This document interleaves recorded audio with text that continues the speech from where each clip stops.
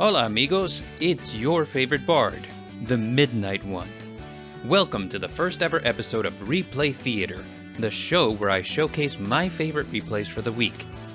This week was particularly difficult because with the release of the Wandering Traveler Selection Pack, your boy has had to deal with the package that has been making his locals a nightmare ever since it released. Adventure. Not a fan of adventure, and I was happy when it wasn't on Master Duel. Those were good times. But anyway, it's here and there's really nothing we can do about it. Decided to get on ranked, let's see what we can do. And surprisingly, I had some pretty decent games. So let's have a look at them and see what we managed to accomplish.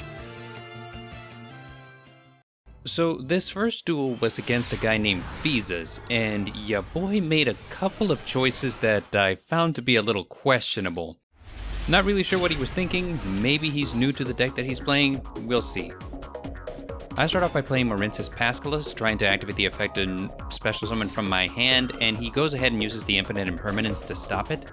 Okay, honestly, not that big of a deal. Marincess can play relatively well around negation, so I'm just going to go ahead and link summon into Marincess Blue Slug, which will allow me to add Pascalis back to my hand. Activate. Boom. Back in my hand. And since I have Marincess Seahorse, I can special summon her to Blue Slug's zone that she points to. And we go into Marincess Coral Anemone, which will allow me to extend further by special summoning Seahorse into a zone that she points to in defense position. Now I special summon Silent Sea Nettle from hand, activate Battle Ocean, go into Marincess Crystal Heart, and now we're gonna pause here because this is where Marincess gets really interesting because it's got some silly things that it can do. I have the Link 2 monster Marincess Crystal Heart and the Link 2 monster Marincess Coral Anemone. That gives me two Link 2 monsters that I can use to make a Link 4 monster, and with Marincess Battle Ocean on field, that comes with a whole host of benefits. For one thing, my monster will have a 200 attack boost baseline, and whenever I link summon a Marincess monster to my extra monster zone, I will be able to attach Marincess Link monsters with different names from my graveyard onto that monster, giving it an additional 600 attack point boost. That's pretty big, and it would be a pretty decent thing if that's where it stopped. However, it goes further. Because I have Marincess Crystal Heart, and I'm going to be using it as link material for that Link 4 that I'm about to special summon, that Link 4 monster will be unaffected by all of my opponent's card effects. So, we're going to have a really big monster that's unaffected by anything my opponent can do, and that's before we get into the Link 4 monster's effects. Here we go, we're going to link summon using Marincess Crystal Heart and Marincess Coral Anemone into the Link 4 monster, Marincess Great Bubble Reef. As soon as she enters, boom, we activate Coral Anemone, we chain Marincess Battle Ocean, Coral Anemone adds Seahorse back to hand, and Great Bubble Reef gets 3 Marincess monsters attached to her, making her a 4600 attack beater. Our opponent starts, we're going to activate the effect of Marincess Great Bubble Reef. And it's at this point that I know that Feezes wasn't reading because your boy uses Ash Blossom.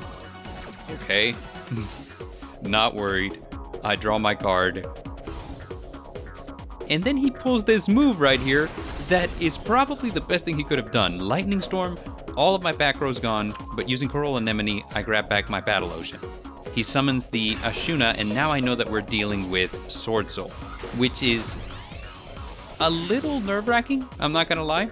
And if I may pause for just one more second, Swordsoul is by no means a weak deck. He can do any number of things that can literally end the game this turn. So I'm a little concerned as soon as I see the first Tenyi monster show up. We have no means of interrupting in our hand, so the best thing that we can do is hope that he can't close out the game. So he summons Monk, and then he banishes Ashuna to summon Vishuda, and every time that he banishes anything face up, my Marincess Great Bubble Reef is going to get a lot stronger. So using both monsters on field, he goes into Shaman of the Tenyi and normal summons Taya, banishing the Monk to get a token, increasing the attack points of my Great Bubble Reef once again, but then he uses Vishuda to bounce it back to the extra deck. Not fun, okay, but here we are. Anyway, he goes into Grandmaster Chi-Xiao, and he activates Chi-Xiao to search and chain blocks with Taya. And he searches into another Taya? Really? Not Blackout? Okay then. Not great. However, due to the nature of Marincess and the way that they recycle materials back into the hand, I'm not really left starving for options. So I start off my turn by using Pascalis again, and he goes ahead and negates it using Chi-Xiao. Alright, I guess he must not have been paying attention, because we're about to do the same exact play that we did last time. We're going to use Pascalis to go into Blue Slug. Blue Slug will recycle Pascalis back into our hand, but instead we're going to send Crystal Heart back into the extra deck. Special summon Seahorse.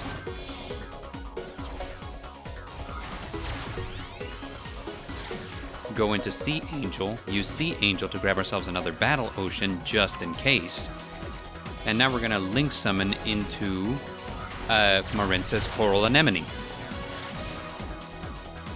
We're going to use Coral Anemone to bring back Seahorse in defense position, activate Battle Ocean, and this time we're going to go into Marincess Marbled Rock, which will allow us to recycle a Marincess card from the graveyard, but, you know, she's still going to be relatively beefy thanks to Battle Ocean, and we're going to use Coral Anemone to add one of our Marincess cards back to hand, and we're going to choose Pascalis. We get our resources back, and on a 4500 attack monster, recycle the Seahorse, attack into Chi-Xiao. This is a good turn.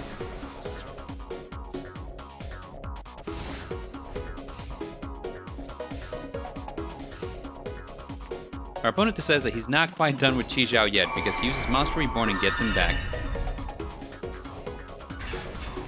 Normal summons Taya, banishes the Shatana, but we activate Marincess Wave from our hand because we have a Link 3 Marincess monster on field. Basically the Marincess Infinite Impermanence, preventing Taya from resolving and making Fiza say, okay, your go. Here we go, we're gonna go ahead and special summon Seahorse. He goes into Max C, leaving his hand empty. Normally I wouldn't play into this, but I feel like I'm in a good enough position to where, unless he draws exceedingly well, he can do very little against me. He tries to activate Chi-Xiao despite Chi-Xiao being negated by Wave. Okay, we go ahead and use two of our Marincess to summon Crystal Heart.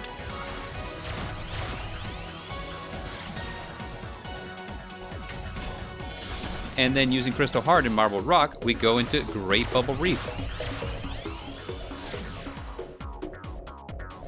Battle Ocean activates, and we use Coral Anemone once again to recycle one of our Marincess cards, choosing Wave, because activating an Infinite Impermanence from hand just never gets old. Alright, 4600 attack, respectable, attack into the Taya. We don't want that synchro summoning anything. Okay, so we're going to go ahead and activate to draw. We're going to banish the Marbled Rock so that we can use her again later. And he goes into the Called by the Grave and then tries to negate my unaffected monster using Chi-Xiao. Clearly, Fizas ain't been paying attention. Tries to negate me, nothing happens. Banishes using Called by the Grave. Our water monster was just banished face up, meaning that our Marbled Rock is going to trigger 3 different times because of all the banishing that just happened, making her just ridiculously big. And unaffected by everything.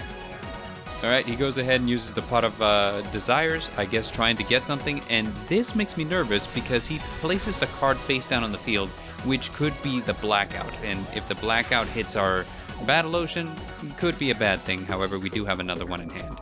We're gonna activate to banish. He goes for an Infinite Impermanence. My boy! Have you not been paying attention? He goes for the Max C again. It could be bad, but honestly, at this point, I think I'm in a good position. I think I can end this game, so whatever. Yeah, go ahead, use your Infinite Impermanence. Go ahead, use your Max C. I activate the effect of Great Bubble Reef. by sending one of my water monsters to the graveyard, special summon Marbled Rock. Marbled Rock recycles the Seahorse in the off chance that we can end it, but we attack into the Chi-Xiao for 2400. We attack into the Shaman for 1100, ending the game. GG no Re. Our boy Feez is making some questionable choices. I don't know what to say. Maybe he's new to Sword Soul. I don't know why he searched a Taya. I feel the Blackout could have done a lot more for him than, you know, just another Taya. Like, I don't understand where he was going with that. Okay, so our second game, we are using Tri-Brigade. Our opponent is a guy named TKG. Some dude named TKG. And we're going first, so we're going to start with the Tri-Brigade bread and butter play. We're going to go ahead and activate the Fractal, sending him to the graveyard. From Fractal we send Kit, from Kit we send Nerval. And this is where I try to activate Nerval, he uses the Ash Blossom. Okay, that's where it stops. However, I have more monsters in hand, so I'm not worried very much. I go ahead and normal summon the Fractal, activate the effect to banish 2.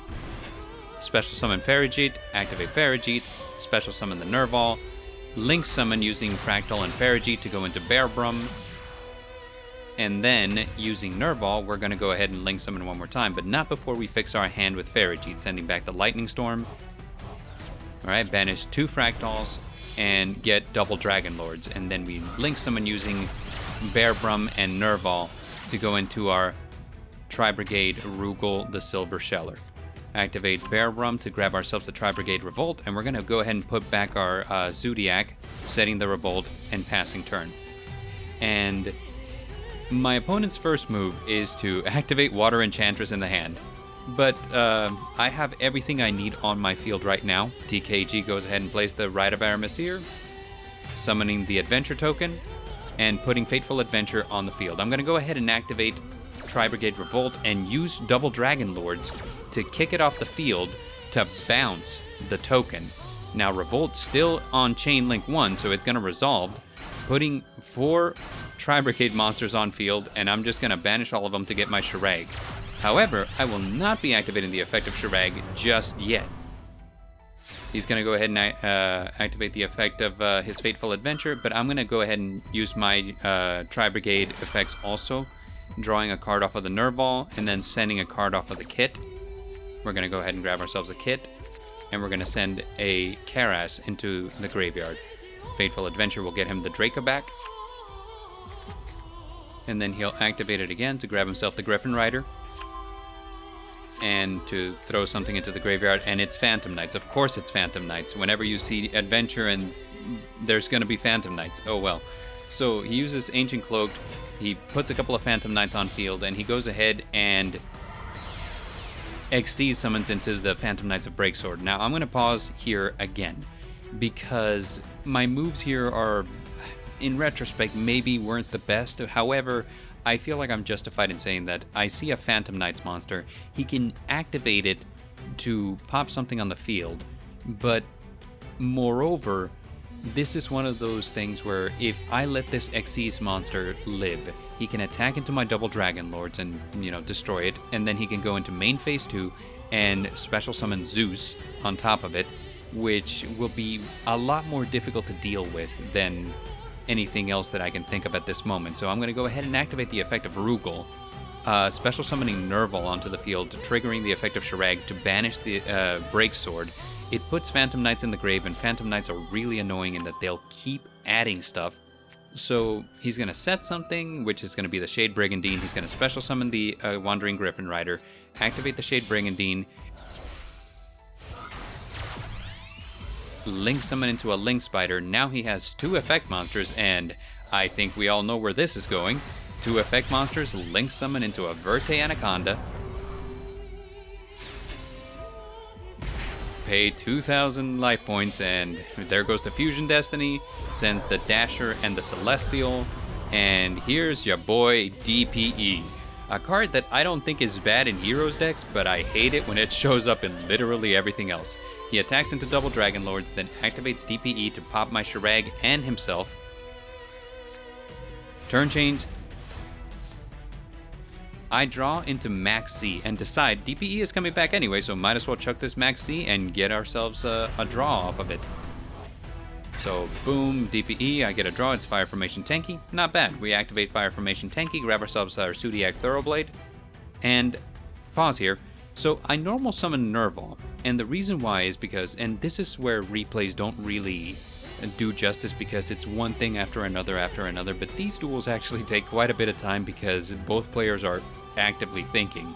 And this is actually something that took me a while to come up with the play that I wanted to make, because I kept thinking whatever I put out on the field, DPE is going to pop. And unless I make the right choice, this is going to be really hard to recover from, because I know the DPE is just going to keep coming back and popping things, and it's going to turn into a game of attrition, which Phantom Knights ultimately will win. So I normal summon the Nerval for two reasons.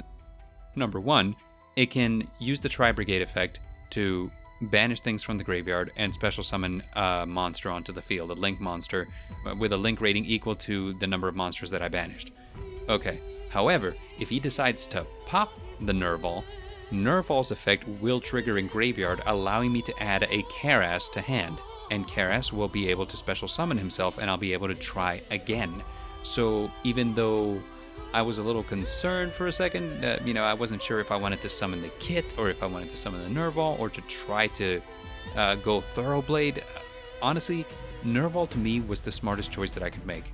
So we go ahead and normal summon the Nerval, activate the effect of Nerval to banish 3. We're going to get ourselves our Desperate Doom Eagle, activate the effect of Doom Eagle to send the Stained Greaves back into his deck, and he's going to activate DPE here to pop his Verte Anaconda and my Tri-Brigade Rugal.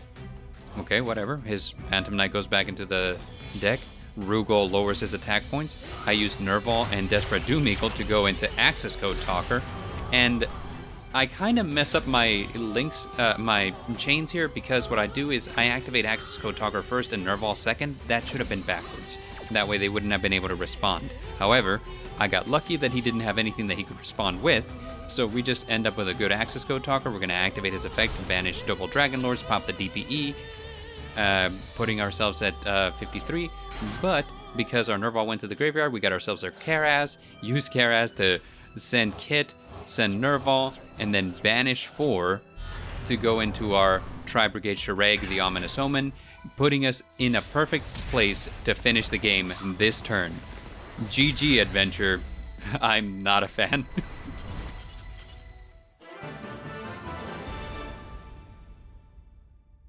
Anyway, that's it for the games of this week. I always have a lot of fun with this, and I especially have a lot of fun tackling very meta threats with lower power level decks, which Tri-Brigade is not a weak deck by any stretch of the imagination. It has been a little power crept by things like Swordsoul, and Marincess, I would argue, is a very strong deck that just doesn't have all of its support yet. I had a lot of fun with these, and more to come. Thank you very much for tuning in. Remember to hit like, hit subscribe, ding the bell, and come back for more content in the future. I'm going to try to upload a lot more frequently. We'll see how it goes.